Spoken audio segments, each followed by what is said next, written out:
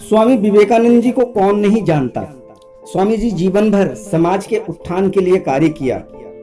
आज मैं आपको स्वामी जी के 10 बातें ऐसे बताऊंगा जिसको आप जीवन में अमल करके अपने जिंदगी को बदल सकते हैं।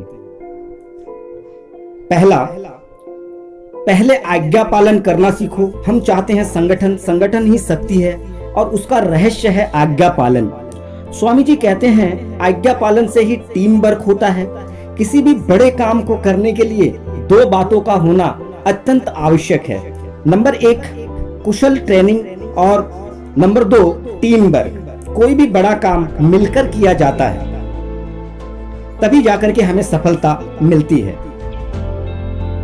दूसरी बात स्वामी विवेकानंद जी बताते हैं, मेरे साहसी युवकों, यह विश्वास रखो कि तुम सब कुछ हो, महान कार्य करने के लिए इस धरती पर आए हो। स्वामी विवेकानंद जी हमें कहते हैं कि सबसे पहले हमें साहसी बनना पड़ेगा, निडर बनना पड़ेगा। दुर्बलता ही सारे कमजोरी का जड़ है। निर्भय हो, आगे बढ़ो। तीसरा, तुम्हारे देश को वीरों की आवश्यकता है, अतः वीर बनो, पर्वत की भांति अडिग रहो। स्वामी विवेकानंद जी हमें कहते हैं कि तुम्हें वीर बनो, क्योंकि भारत माँ को वीरों की जरूरत है, लड़ने वाले योद्धा की जरूरत है।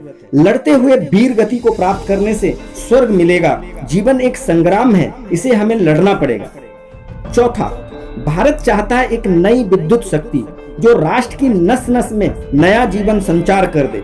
स्वामी विवेकानंद जी कहते हैं कि भारत को चाहिए नव युवकों की एक ऐसी टोली जिनके अंदर अदम्य उत्साह हो, साहस हो, एक सुपर पावर हो, जिनके भुजाओं में ताकत हो, तभी भारत का कल्याण होगा।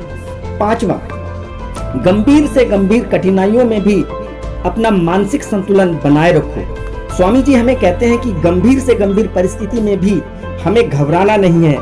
जीवन में बहुत सारी कठिनाइयां आएगी, बहुत सी मुश्किलें आएगी, बहुत सारे मुश्किलों का हमें सामना करना पड़ेगा, पर हमें अपना मानसिक संतुलन बनाए रखना है, तभी हम अपने जीवन में सफल हो पाएंगे, हमारा उद्देश्य सफल होगा। छठा, तुम क्यों रोते हो बंधु, तुम्ही में तो सारी शक्ति निहित है।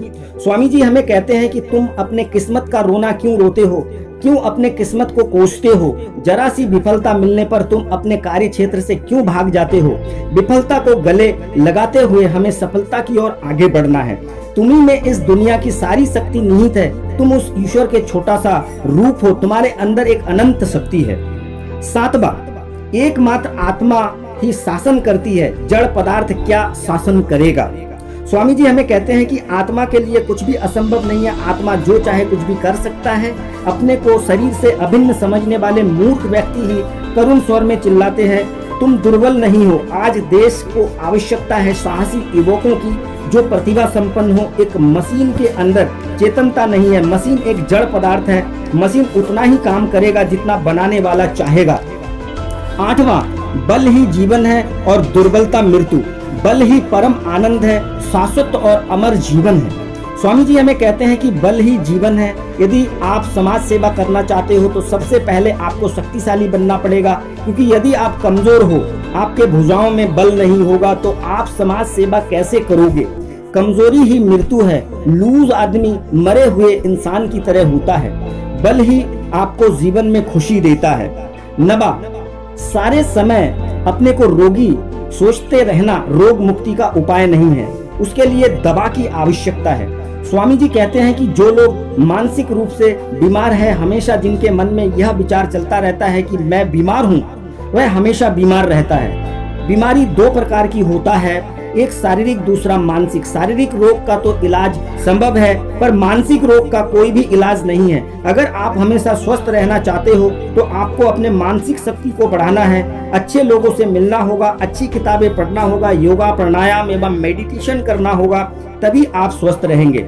10वां, मनुष्य सारे प्राणियों में श्रेष्ठ है, सारे देवताओं से श्रेष्ठ है, उससे श्रेष्ठ और कोई नहीं। स्वामी जी हमें कहते हैं कि मनुष्य एकमात्र प्राणी है जो सब प्राणियों में श्रेष्ठ है।